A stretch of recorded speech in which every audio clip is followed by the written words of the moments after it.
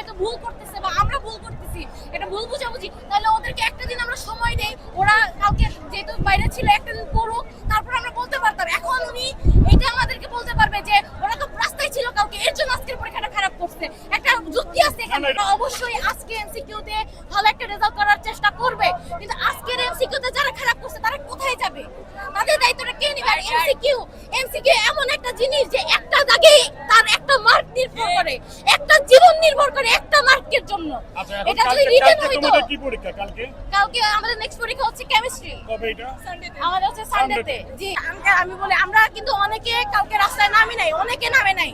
হ্যাঁ, তারা আমরা শুনেন একটা হলে যদি মানে সবাই যদি দেখেন কেউ 50% মাঠে নামবে, কেউ নামবে না, তাদেরকে কে এফোর্ট দিবে? তাদের জন্যই তো আমাদের সবকিছু প্রণয়ন হবে নাকি? তো তাদেরকে এফোর্ট দেওয়ার জন্য তো আমরা আছি, না ঠিক আছে। তাই না? ধরো আজকের কথা যদি তুমি চিন্তা করো, আজকেটা কিন্তু গতকাল থেকে আজকে একটু প্রশ্নটা ইজি হয়েছে না? হ্যাঁ, ইজি হয়েছে। সামনে হবে অসুবিধা। তাহলে এই যে দুইটা পরীক্ষা চলে গেল, এই দায় এবার কে নিবে? আচ্ছা, দুইটা পরীক্ষা কেন গেছে?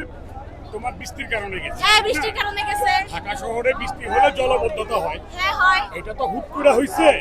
এটা ডিসিশনটা ওইভাবে নিতে পারে। বৃষ্টি ছাড়াও তো প্রশ্ন ভুল ছিল।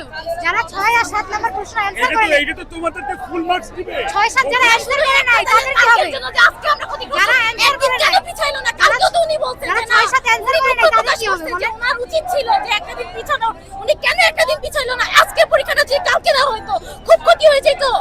আর যারা প্রশ্ন অ্যানসার করে নাই আজকে তাদের কি সহজ হবে? কোশ্চেন করার পরেও কি স্টুডেন্টরা ভালো রেজাল্ট করবে? এটা তো রুটিনটা তো আগেই হয়েছে নাকি? হইছে, কিন্তু ওনারা বলে দিত চেঞ্জ করে যারা আজকে যদি এই বৃষ্টিটা না হতো, যদি জলাবদ্ধতা না হতো, তাহলে তো এই কোশ্চেনগুলো হতো না। কিন্তু আমাদের একটা কোশ্চেন আছে যে একটা ফিজিক্সের মতো এক্সামের আগে কিভাবে একদিন করে বন্ধ দেয়, যেখানে কেমিস্ট্রির আগে 3 দিন বন্ধ, বায়োলজির আগে 5 দিন বন্ধ, খুব ক্ষতি হয়ে যেত। আর ফার্স্ট পেপার, আচ্ছা আমরা ধরলাম ফার্স্ট পেপার খারাপ হয়েছে, সেকেন্ড পেপারে যদি এরকম ঝামেলা করে আমরা কিভাবে আগাবো? আর একটা দৃষ্টিতে আপনারা পরীক্ষা সিস্টেম সব বাদ দেন, আপনি একটা মেয়ের একটা ছেলের জীবন চিন্তা করেন তো।